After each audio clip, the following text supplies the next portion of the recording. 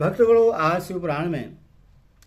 शिवपुराण कोटि रुद्र संहिता में मल्लिकार्जुन और महाकाल नामक ज्योतिर्लिंग की आविर्भाव की कथा तथा उनकी महिमा की कथा कहूँगा। आप इसको ध्यानपूर्वक सुने और इस चैनल को लाइक करें, सब्सक्राइब जरूर करें। भगवान शिव आपका आपके परिवार का कल्याण करेंगे। सुनिए।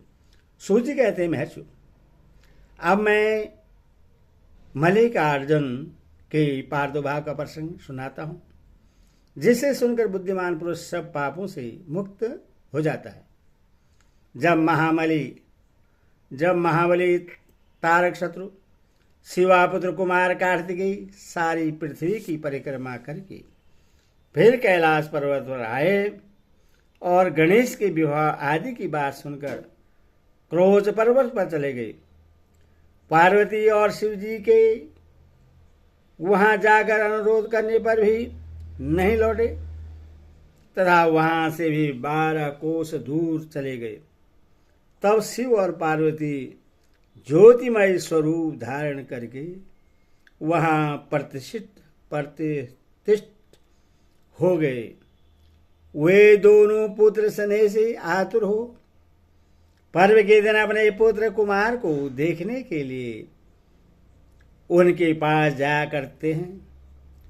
अमावास्या के दिन भगवान शंकर स्वयं वहां जाते हैं और पूर्णमासी के दिन पार्वती जी निश्चय ही वहां पदार्पण करती है। उसी दिन से लेकर भगवान शिव का मल्लिकार्जुन नामक एक लिंग तीनों लोकों में प्रसिद्ध हुआ। उसमें पार्वती और शिव दोनों की ज्योतियां प्रतिष्ठित हैं। मल्लिक का अर्थ पार्वती है और अर्जुन शब्द शिव का वाचक है। उस लिंग का जो दर्शन करता है वह समस्त पापों से मुक्त हो जाता है और संपूर्ण अभिष्ट को प्राप्त कर लेता है। इसमें सहसनी है। इस प्रकार मल्लिकार्जुन नामक तीर्थ ज्योतिर्लिंग का वर्णन किया गया, जो दर्शन मात्र से लोगों के लिए सब प्रकार का सुख देने वाला बतलाया गया है। ऋषि ने कहा, प्रभु, अब आप विशेष कृपा करके तीसरे ज्योतिर्लिंग का वर्णन कीजिए।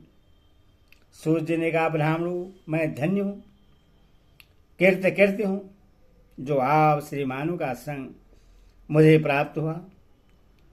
साधु पुरुषों का संग निश्चय ही धन्य है। अतः मैं अपना सौभाग्य समझकर पाप नाशनी परम पावनी दिव्य कथा का वर्णन करता हूं। तुम लोग आदर पूर्वक सुनो। अवंती नाम से प्रसिद्ध एक रमणीय नगरी है, जो समस्त देहधारियों को मोक्ष प्रदान करने वाली है। वह भगवान शिव को बहुत ही प्रिय, परम पुण्यमयी और लोक पावनी है। उस पुरी में एक श्रेष्ठ ब्राह्मण रहते थे, जो शुभ कर्मपरायण, वेदों के स्वाध्याय में संलग्न और वैदिक कर्मों के अनुष्ठान में सदा तत्पर रहने वाले थे। वे घर में अग्नि की स्थापना करके प्रतिदिन अग्निहोत्र करते और शिव की पूजा में सदा तत्पर रहते थे।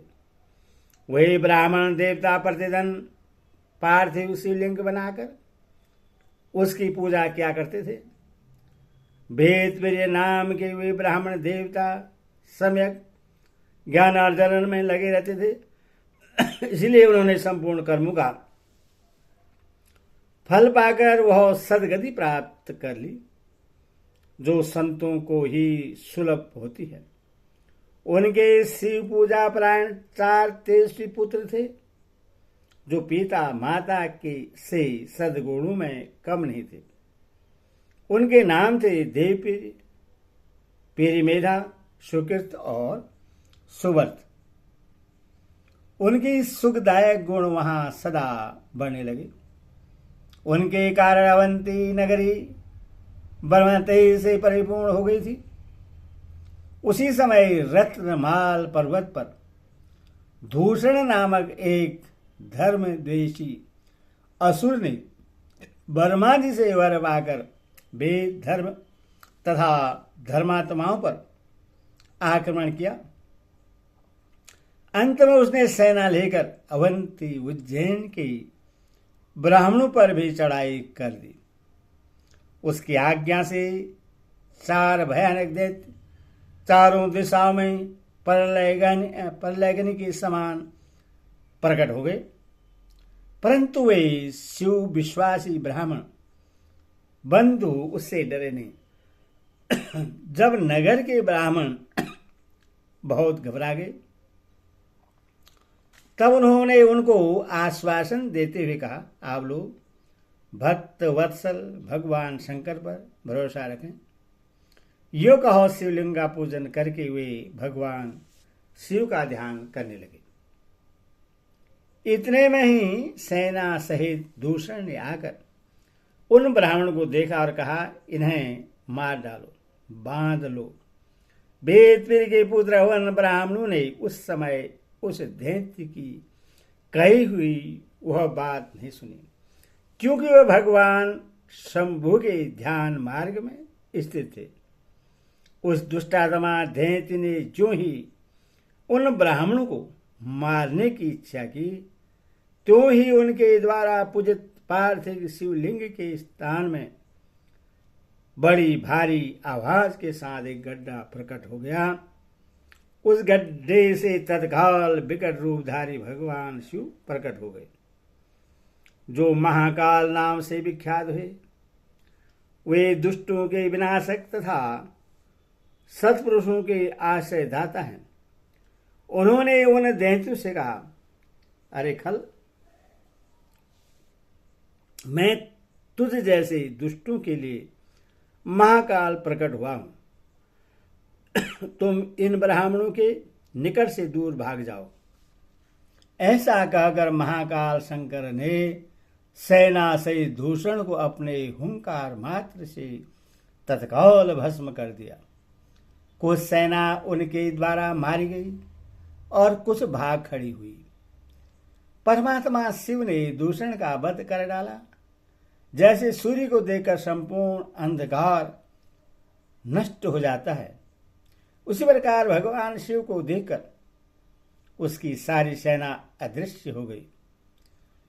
देवताओं की दुंदुभियां बज उठी और आकाश में फूलों की वर्षा होने लगी। उन ब्राह्मणों को आश्वासन दे सुप्रसन्न हुए स्वयं महाकाल महेश शिव ने उनसे कहा, तुम लोग वर मांगो। उनकी वह बात सुनकर वे सब ब्राह्मण हाथ जोड़ भक्ति भाव से भली भांति प्रणाम करके नतमस्तक हो बोले। द्विजों ने कहा, महाकाल महादेव, दुष्टों को दंड देने वाले प्रभु शंभु, आप हमें संसार सागर से मोक्ष प्रदान करें। शिव, आप जन साधारण की रक्षा के लिए सदा यहीं रहें। प्रभु शंभु, अपना दर्शन करने वाले मनुष्यों का आप सदा ही उद्धार करें। सूर्य कहते हैं, महर्षि, उनके ऐसा कहने पर उन्हें सदगति दे भगवान शिव अपने भक्तों की रक्षा के लिए उस परम सुंदर गड्ढे में स्थित हो गए। वे ब्राह्मण मोक्ष पा गए और वहां चारों ओर की एक एक कोश भूमि लिंग रूपी भगवान शिव का स्थल बन गई। वे शिव भूतल पर महाकालेश्वर के नाम से विख्यात हुए। ब्राह्मणों, उनका दर्शन करने से स्वप्न में ही कोई दुख नहीं होता। जिस कामना को लेकर कोई उस लिंग की उपासना करता है, उससे वह अपना मनोरथ प्राप्त हो जाता है तथा परलोक में मोक्ष भी मिल जाता है। ओम नमः शिवाय। भक्तगणों, अगला शिव कथा अगले वीडियो में आपको सुनाऊंगा।